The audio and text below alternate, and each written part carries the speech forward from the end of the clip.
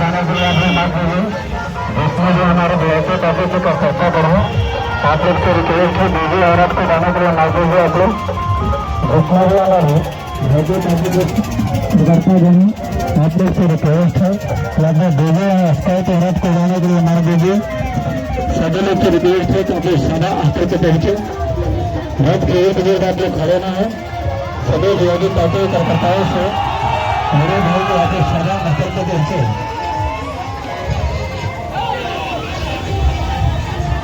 सभी लोगों से रिक्वेस्ट है कि आप लोग सभा आकर के पहुंचे।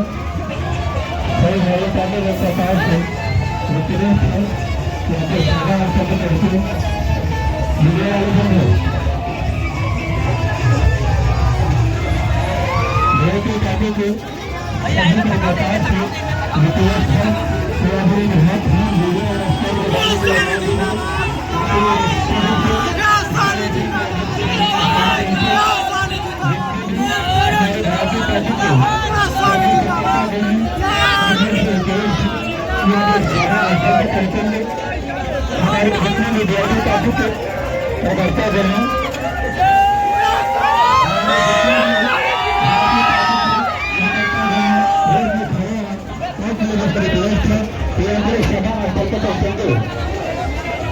वीआईपी टॉपिक सभी कार्यकर्ताओं को हार्दिक अभिनंदन करता है। जितने भी हमारे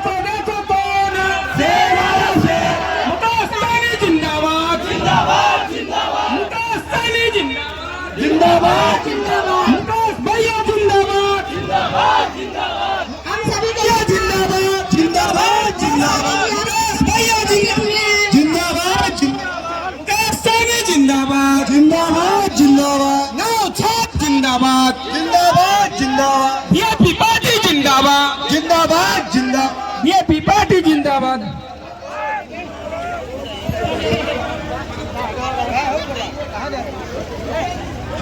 कार्यकर्ताओं से आग्रह है कि शांति बनाए रखें और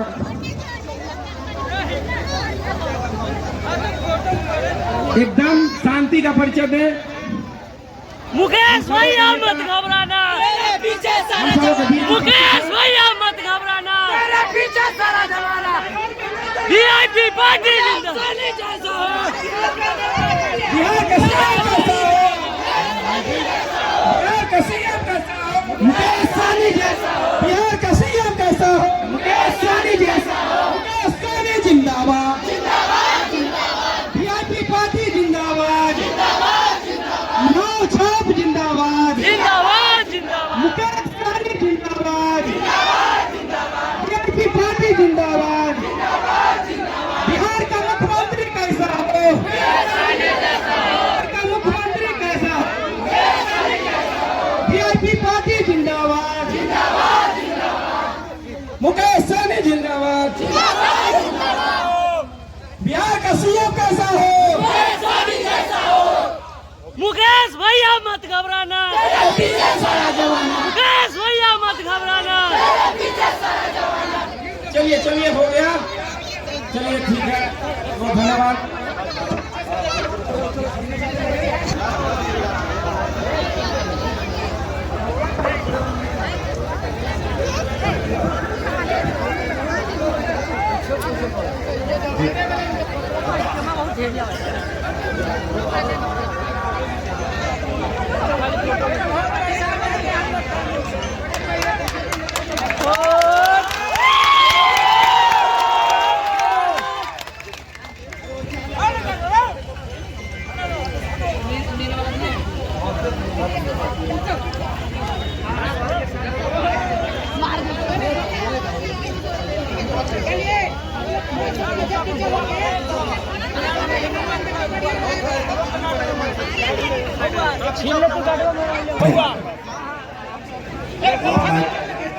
क्या है?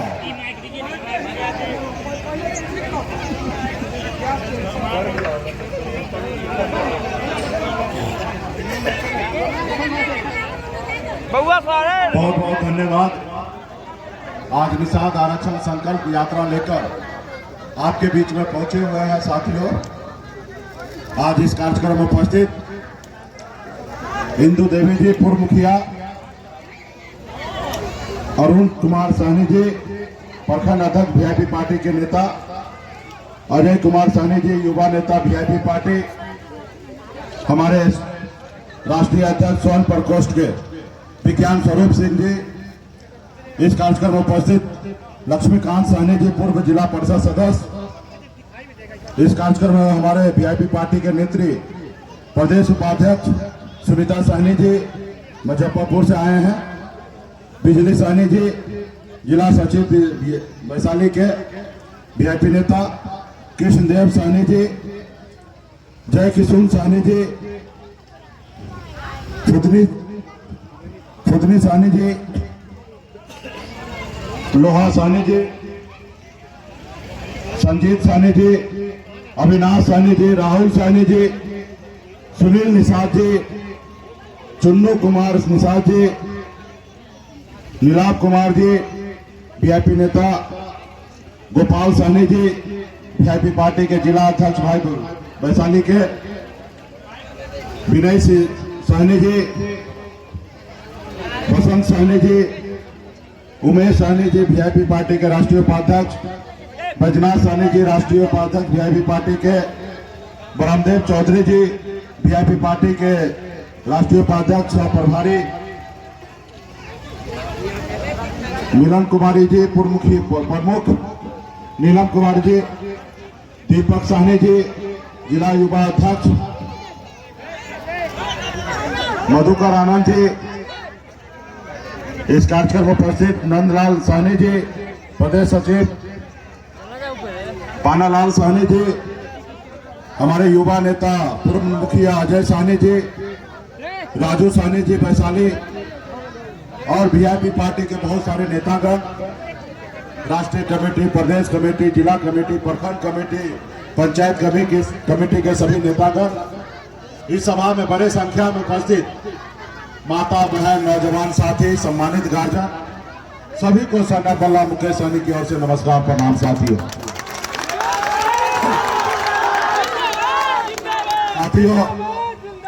ऐसे तो यहाँ पे जानकारी मिला 4 बजे पहुंचना था, लेकिन 7:30 बज चुका है और काफी देर से आप लोग इंतजार कर रहे हैं बड़े संख्या में। साथियों, 25 जुलाई को ही पटना से एक यात्रा निकला है, निषाद आरक्षण संकल्प यात्रा। ये यात्रा 101 दिन का यात्रा है और ये उत्तर प्रदेश, बिहार और झारखंड 3 राज्य में जाएंगे और 80 जिला जाएंगे, वहां अपने समाज के हक अधिकार की बात करेंगे। तो इस यात्रा के माध्यम से आपके लिए एक संदेश लेके आया हूं साथियों, और खास करके माता बहन आप विशेष से इस पे ध्यान दें। अगर इस आजाद भारत में अगर आपको सर उठा के जीना है, मान सम्मान अधिकार के साथ जीना है, अगर आप चाहते हैं कि आपके बच्चे बेहतर जिंदगी जिए, तो आपको 2 काम करना पड़ेगा। एक काम, एक रोटी कम खाइए, लेकिन अपने बच्चे को पढ़ा लिखा के काबिल बनाइए। जब तक ये समाज शिक्षित नहीं होगा, तब तक समाज आगे नहीं बढ़ेगा। आपके अपनी जरूरत सब खत्म कम कीजिए। आप झोपड़ी में रहिए, झोपड़ी में, लेकिन अपने बच्चे को पढ़ाइए। आज जिस रोज अपने बच्चे को पढ़ा लिखा दीजिएगा, वही बच्चा आपको झोपड़ी से निकाल के महल में पहुंचाने का काम करेगा। साथियों, मुकेश भैया जिंदाबाद। पढ़ लिख लेगा, समझदार होगा, इस संसार में क्या अच्छा काम है क्या बुरा काम है सब उनको पता चलेगा, और कोई गलत काम नहीं करेगा, अच्छा काम करेगा, जिंदगी उसका बेहतर होगा। और उनको पता चलेगा कि मेरा अधिकार क्या है, और जब अधिकार उसको पता चलेगा तो उसके लिए लड़ेगा। आज तक बताइए, आजादी के 75-77 साल हो गया और आज भी हम अपने अधिकार मांग रहे हैं। तो ये कहीं ना कहीं हम पहले अपने अधिकार के लिए जागरूक नहीं हुए थे, हम लड़ाई नहीं लड़े, इसलिए आज तक हमको आरक्षण नहीं मिला। इस भारत में हमें आरक्षण मिला हुआ है। आज हमारे भाई को बंगाल में, दिल्ली में आरक्षण है एससी का, लेकिन बिहार में नहीं है। आज बिहार में होता तो आज समाज बहुत आगे निकल गया होता। आज मैं यूपी, बिहार, झारखंड देखता हूं, एक भी निषाद का बेटा कलेक्टर नहीं है। आज अगर काश 30-40 साल पहले समाज में जागरूकता आता, समाज के नेता लड़ाई लड़ता, रोड पे उतरता, तो आज आरक्षण मिल गया होता। और मिल गया होता तो आज निषाद का बेटा भी कलेक्टर होता, एसडीओ होता, बीडीओ होता, सीईओ होता, डॉक्टर होता, इंजीनियर होता, लेकिन नहीं हुआ। इसका दोषी कौन? इसका दोषी वो जो सरकार में था या आज जो सरकार में दिल्ली में है, वो दोषी है। और एक दोषी आप और हम हैं कि आप अपने बच्चे के भविष्य के लिए आपने लड़ाई नहीं लड़ा। आज लड़ाई लड़ता तो आगे निकल गए रहते। इस देश की आजादी के लिए हमारे पूर्वज 250 साल लड़ाई लड़ा, फिर देश आजाद हुआ। बाबा साहब भीमराव अंबेडकर ने एक संविधान बना के दिया, हमें एक लोकतंत्र दिया। पहले ऐसा हुआ करता था कि राजा के घर में बच्चा जन्म लेता था, रानी के कोख से, तो वो राजा बनता था। जब लोकतंत्र हमें मिला, बाबा साहब भीमराव अंबेडकर ने एक ताकत दिया और बता दिया देश दुनिया को कि अब राजा का बेटा राजा नहीं बनेगा, अब राजा वही बनेगा जिसके पास वोट होगा, चाहे वो गरीब मजदूर किसान का बेटा क्यों ना हो या मलाह का बेटा क्यों ना हो, अपने वोट के दम पर राजा बनेगा। लेकिन आपने अपने वोट को, शक्ति को पहचाना नहीं, अपनी ताकत को पहचाना नहीं, आपने नई लड़ाई लड़ा। जो लोगों ने अपने वोट को क्षमता को देखा, वोट को शक्ति को देखा, वोट की ताकत को पहचाना, आज वो समाज देखिए कितना आगे निकल गया है। जैसे आदरणीय लालू प्रसाद यादव जी, मुलायम सिंह यादव जी, बहन मायावती, स्वर्गीय पासवान जी, ये लोग कोई बड़ा घर में जन्म नहीं लिया, ये भी गरीब घर में ही जन्म लिए, लेकिन संघर्ष के बदौलत, अपने वोट के बदौलत उन्होंने लड़ाई लड़ा। जब लालू प्रसाद यादव जी अपना पार्टी, अपना दल बनाए, तो उनके लोगों ने, उनके समाज के लोगों ने उनको साथ दिया। जब साथ दिया तो दल को बल मिला, और जब दल को बल मिला तो 15 साल बिहार का मुख्यमंत्री बने रहे।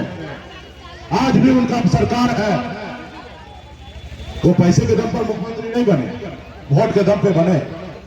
और ये वोट आपके पास भी है, लेकिन जरूरी है इस वोट को सही से इस्तेमाल करने का। तो इसलिए साथियों, लड़ाई लड़ना पड़ेगा।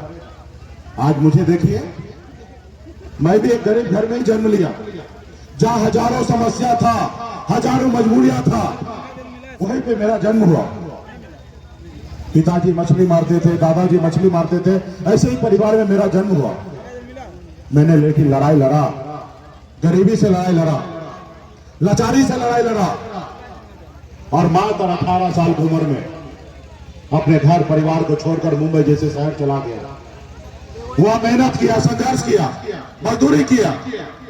मात्र 30 रुपया रोज पे मजदूरी करता था मैं, 900 रुपया महीने पे नौकरी करता था, लेकिन संघर्ष के बदौलत हमने अपना नसीब को बदला।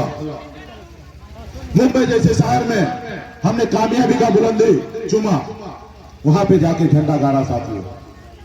ये सब संघर्ष की बदौलत हुआ है मुकेश और ये भैया जगह पे आप भी पहुंच सकते हैं, सिर्फ जरूरी है संघर्ष करना। फिर मैंने देखा, जब पीछे मुड़ के देखा तो मुझे लगा मैं तो काफी आगे निकल चुका हूं, लेकिन हमारे अपने लोग बहुत पीछे रह गए हैं। लोग चांद पे घर बनाने के लिए सोच रहे हैं, लेकिन आज भी निषाद समाज के रहने के लिए घर नहीं है, उसके घर पे जाने के लिए रास्ते नहीं है। आज भी उनके बच्चे इलाज के अभाव में मर जा रहे हैं। और फिर मैंने मुंबई के ऐशो आराम की जिंदगी को छोड़कर, घर परिवार को छोड़कर पिछले 9 सालों से लगातार आपके हक अधिकार के लिए बिहार में मैं लड़ाई लड़ रहा हूं और संघर्ष कर रहा हूं। आज हमें आरक्षण नहीं मिला, लेकिन हमें कम उपलब्धि हासिल नहीं हुआ। कल तक बिहार में निषाद को कोई जानता नहीं था, पहचानता नहीं था। सहनी बोलते थे, कौन सहनी, कौन मल्लाह, उनको बताना पड़ता था कि हम मछली मारते हैं। आज बिहार में किसी को बताना नहीं पड़ेगा, और खाली आप अपने आप को कह दीजिएगा कि मैं सन ऑफ मल्लाह हूं, तो उनको पता चल जाएगा कि आप कौन है। ये हमारी उपलब्धि है, ये हमारी ताकत है। और ये कैसे हुआ, क्यों हुआ? जब आप और हम दोनों मिलकर रोड पे उतरे, संघर्ष किए। आपने हमें अपना भाई, आपने अपना बेटा, आपने अपना नेता हमें माना, तब जाके ऐसा हुआ।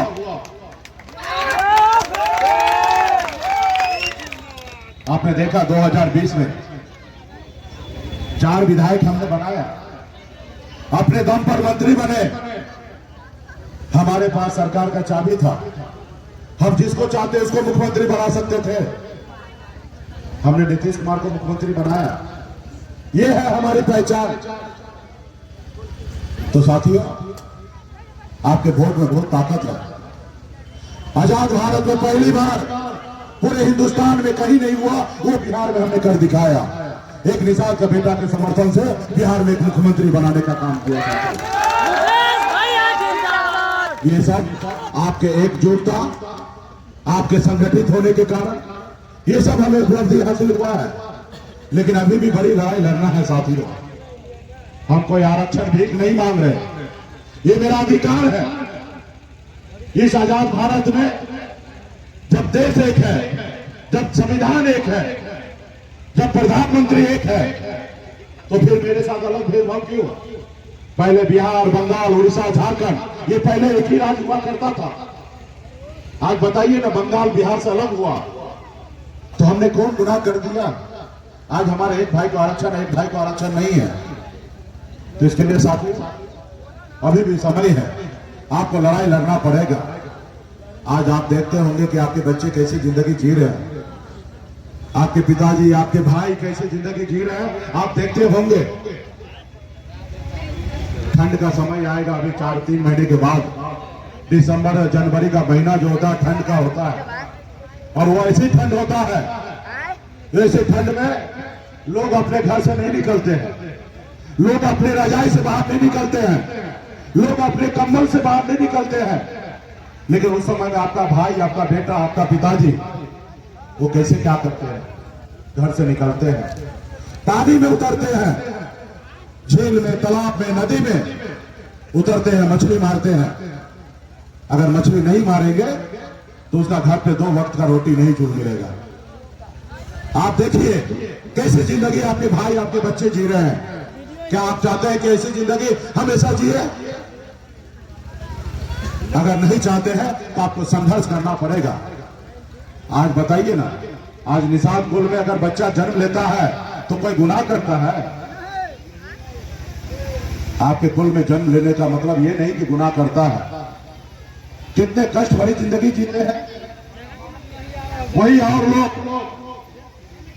जो लोग समझदार है, जागरूक है, सरकार में, सत्ता पावर में है, आज वो लोग देखिए कितना आगे निकल चुका है। आज आपके बेटा को 8,000 का नौकरी नहीं मिलता, लेकिन उसके बेटा पढ़ लिख के कलेक्टर बन जा रहा है। आपका भी सपना होगा कि आपका बेटा, आपका भाई कलेक्टर बने, और ये सपना को साकार आप ही को करना पड़ेगा। कोई रतन टाटा, कोई अंबानी, आपके बेटा के लिए लड़ाई नहीं लड़ने वाला है साथियों। आज मैं लड़ाई क्यों लड़ रहा हूं? इसलिए लड़ाई लड़ रहा हूं कि मैं निषाद कुल में जन्म लिया। मैं निषाद समाज को अपने जात नहीं मानता हूं, मैं उसको अपना परिवार मानता हूं। आज इसलिए लड़ाई लड़ रहा हूं। आज मैं यादव कुल में ब्राह्मण राजपूत में जन्म लेता तो क्या आपके लिए लड़ाई लड़ता? नहीं लड़ाई लड़ता। और आज तक कोई नहीं लड़ा आपके लिए, हम भी नहीं लड़ते।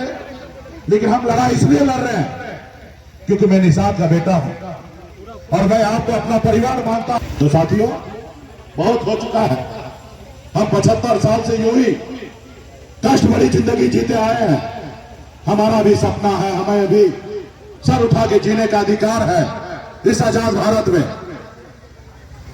तो इसलिए साथियों, आपको लड़ाई लड़ना पड़ेगा, समझदार होना पड़ेगा, आपको अपने वोट को ताकत को समझना पड़ेगा, आपको संकल्प लेना पड़ेगा कि एक रोटी कम खाएंगे लेकिन अपने बच्चे को पढ़ाएंगे।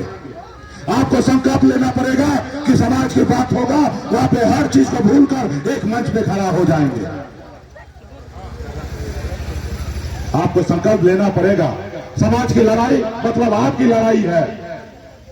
समाज का मान सम्मान आपकी मान सम्मान है, तब जाके बदलाव आएगा। तो इसलिए साथियों, आज यूपी बिहार झारखंड में निषाद के बेटा के पास इतना ताकत है जैसे हनुमान जी के पास शक्ति था, लेकिन उनको पता नहीं था कि उनके पास कितना शक्ति है। उनको याद दिलाया गया कि हे प्रभु, आपके पास अपरंपार शक्ति है, आप 7 समुद्र पार करके रावण को लंका जला सकते हैं। फिर जब उनको एहसास हुआ तो रावण को लंका जलाने का काम किया। आज वही शक्ति पावर आपके पास है। अगर आप चाह लीजिएगा तो पटना क्या, आप दिल्ली को कब्जा कर सकते हैं साथियों। दिल्ली को आज यूपी बिहार झारखंड में 134 लोकसभा सीट है और निषाद समाज एकजुट हो जाए, 15% हमारे पास वोट बैंक है। जो हमसे दोस्ती करेगा वो 60 लोकसभा सीट जीतेंगे, जो हमसे दुश्मनी करेगा वो 60 लोकसभा सीट हारेंगे। ये है हमारी ताकत। और अभी मोदी जी को फिर से प्रधानमंत्री बनना है और विपक्ष के नेता को भी प्रधानमंत्री बनना है, और ना ही आपको ना ही हमको बनना है। हमें तो सिर्फ आरक्षण चाहिए। निषाद समाज को मान सम्मान बढ़े, निषाद के 5 करोड़ घर में परिवार के पास हर चेहरा पे मुस्कान आए, चाहे निषाद का बेटा भी कलेक्टर एसपी बने। हम यही संकल्प लेके आए हैं। तो साथियों, इस वक्त अभी समय आ गया है। अगर आप मजबूती से अपने दल, अपने पार्टी, अपने नेता, अपने भाई के साथ कंधे से कंधे मिलाइएगा तो दिल्ली की सरकार घबराएगा, वो डरेगा और सोचने पे मजबूर हो जाएगा और आपको आरक्षण देगा। और जब आरक्षण देगा तो निषाद का बेटा भी कलेक्टर होगा। तो इसलिए साथियों, लड़ाई लड़ना पड़ेगा। आज आपने देखा होगा, वो अंग्रेज पहले करता था ना, फूट डालो राज करो, आपस में भाई भाई को लड़ा दो और राज करो। आज भाजपा भी वही कर रहा है। आपने देखा, इससे पहले नीतीश कुमार जी एनडीए गठबंधन से दूर हुआ तो बीजेपी वाले को लगा कि नीतीश जी दूर हो गए, अभी हम क्या करेंगे। तो उन्होंने सोचा कि नीतीश कुमार को लव कुश को समीकरण को कैसे तोड़ा जाएगा। तो उन्होंने क्या किया, सम्राट चौधरी को नेता प्रतिपक्ष बनाया। इसलिए बनाया कि नीतीश कुमार जी को डाउन किया जाएगा। और जब से हमने 40 दिन से यात्रा निकाला है और कुछ ही हफ्ता हुआ तो भाजपा वाला डरने लगा। वो मान लिया कि बिहार में नीतीश कुमार फैक्टर नहीं है, बिहार में फैक्टर मुकेश सहनी बन गया है। अभी मुकेश सहनी को कैसे खत्म करोगे? मुकेश सहनी को रोको, मुकेश सहनी को खत्म करो। और इसके लिए उसने निषाद के बेटा को नेता प्रतिपक्ष बना दिया ताकि मुकेश सहनी को गाली दो, क्योंकि दूसरे के पास औकात नहीं है कि मुकेश सहनी से लड़ सकता है। लेकिन निषाद के बेटा को आगे करके उस दिन रात गाली दिलवा रहा है भाजपा वाला। लोगों को चाह रहा है कि गुमराह कर दे निषाद को, लेकिन ये निषाद अभी टूटने वाला है। क्या ये निषाद गुमराह होंगे? तो उनको ये बात उनको बताना पड़ेगा कि मोदी जी एक व्यक्ति को राजा बनाने से नहीं होगा। हर घर में आपको खुशियां देना पड़ेगा और वो होगा आरक्षण से। हमको भी कहता है कि शाली जी आ जाइए, हमसे जो गलती हो उसको माफ कीजिए और अगला मुख्यमंत्री आप ही को बनाते हैं। हमने कहा भाई हम मलाह का बेटा हैं, हम जाल में फंसाते हैं, फंसते नहीं हैं। तुम अभी मुख्यमंत्री का लोभ लालच से बुला दोगे और एक बार बना दोगे और दूसरी बार उसकी लात मार के भगा दोगे। इधर जात भी गया, भात भी गया। और मैं तो मुख्यमंत्री बनने का सपना देखता ही नहीं हूं। मुझे बनना होगा तो निशान के बेटा जिसे खड़ा होगा बन जाएंगे। सिर्फ जरूरी है लड़ाई लड़ने का। और हमने कहा कि हमारा झोपड़ी सही, लेकिन तुम्हारे महल में गुलाम बनने के लिए नहीं आना है। हम झोपड़ी में रहेंगे। हाँ, समझौता एक हो सकता है। आप आरक्षण लागू कर दो, फिर हम आपसे समझौता करेंगे। और आरक्षण लागू नहीं करोगे तो तुमसे कोई बातचीत नहीं होगा। आपने देखा था ना 2020 में क्या किया। उनको पता है कि निषाद समाज सोया हुआ शेर है। अगर जिस रोज ये जग जाएगा, उस रोज जैसे लालू प्रसाद जी अकेले अपने दम पर बिहार में सरकार बना लिया, वैसे निषाद का बेटा भी सरकार बना लेगा। एक षड्यंत्र के तहत उसने हमें खत्म किया। देखा कि ये निषाद समाज खड़ा हो चुका है और ये मुकेश सहनी के नेतृत्व में खड़ा हुआ है। अगर इस समाज को गुलाम बनाना है, इस समाज को रोक के रखना है, तो पहले इस समाज का आवाज को बंद करो। उनको अंदाजा है कि इसका आवाज मुकेश सहनी है और इसलिए षड्यंत्र के तहत आपका विधायक को खरीद लिया, आपको सरकार से बाहर कर दिया, जो सरकार आपने बनाया था। तो साथियों, जिसका हजारों लाखों निषाद का बेटा दीवाना हो, माता बहन का आशीर्वाद हो, उसको दुनिया का कोई माई का लाल में दम नहीं है कि मिटा सकता है, तो आवाज को बंद कर सकता है। और फिर मैंने उठा और बोछा में हमने दिखा दिया, एक एक निषाद का बेटा ने दिखा दिया कि मोदी जी तुम हमारा नेता नहीं हो, हमारा नेता सन्ना मल्ला है और हम सन्ना मल्ला के साथ रहेंगे।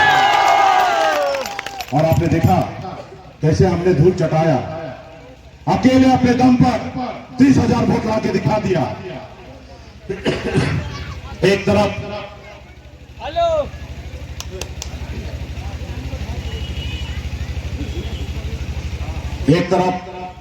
एनडीए गठबंधन के 4-5 नेता, 5 पार्टी, राज का केंद्र का सभी नेता उतार दिया और मुकेश सहनी से बराबरी नहीं कर पाया।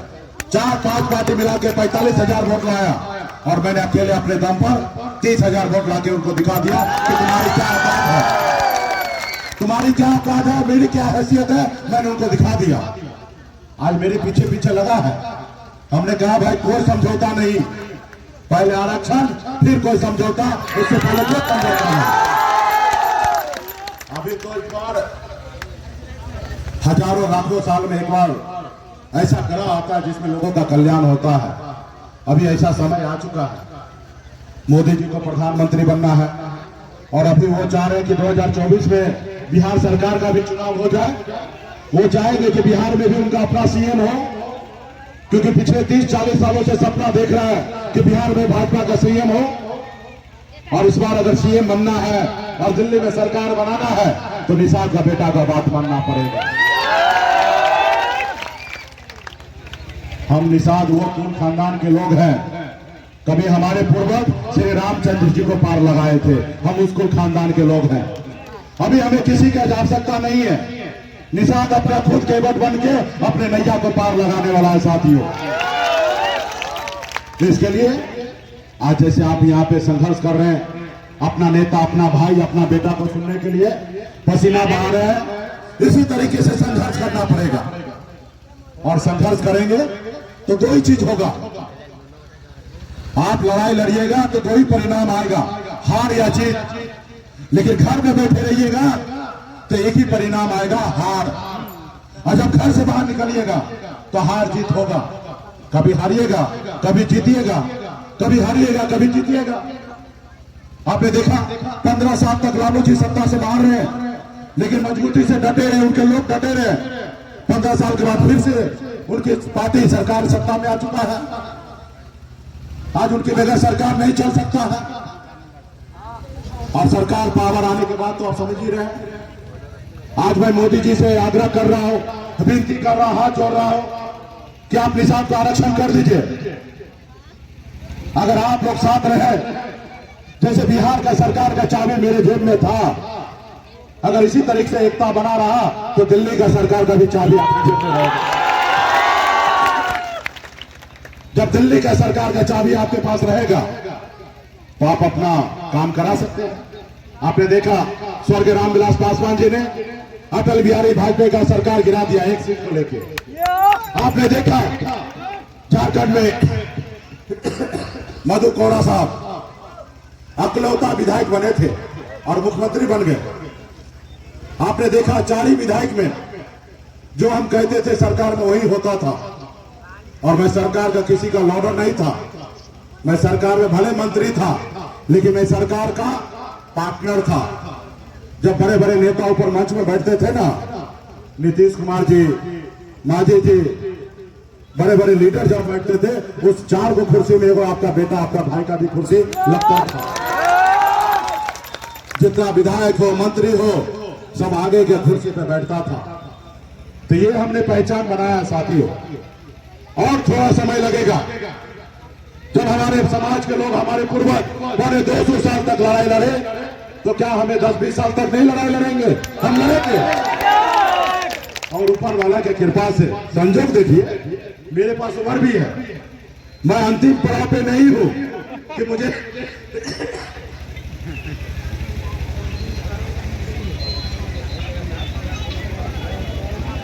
एक संजोग है, 42 साल उम्र हुआ है, अभी 30 साल एक्टिव राजनीति करूंगा।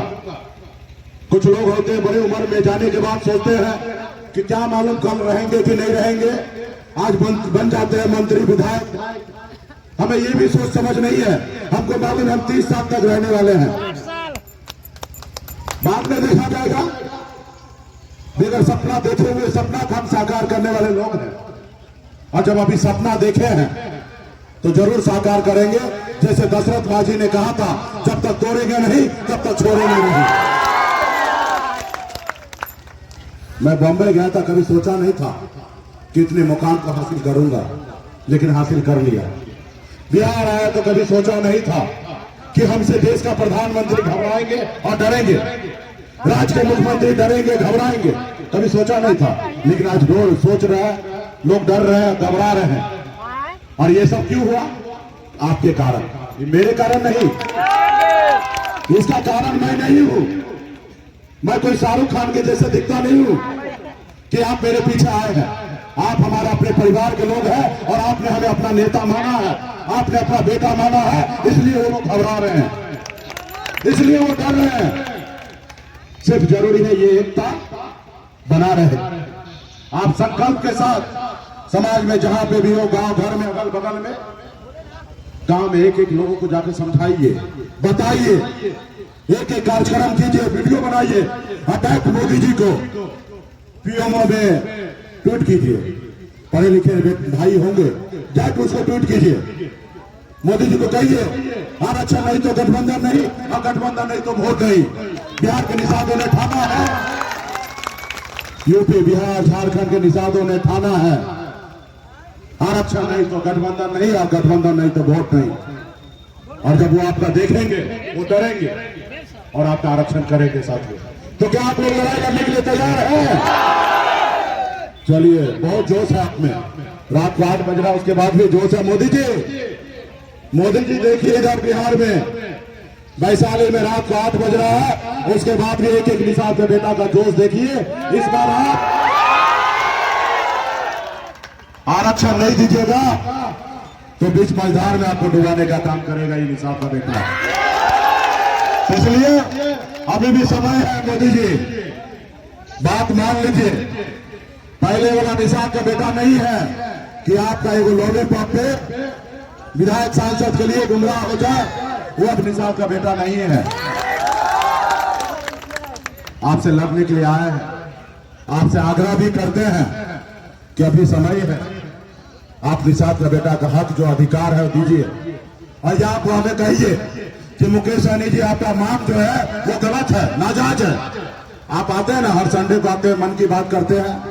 आप आइए, कोई संडे को बताइए कि बिहार में निषाद का बेटा जो मांग कर रहा है वो गलत है, तो हम पीछे हट जाएंगे, हम नहीं मांग करेंगे। या अगर मांग हमारी जायज है तो आपने भी कसम खाया था, वादा किया था, आपने भी शपथ लिया था कि देश के हर नागरिक को सबका साथ सबका विकास करेंगे, बगैर भेदभाव किए हुए लोगों को सम्मान देंगे।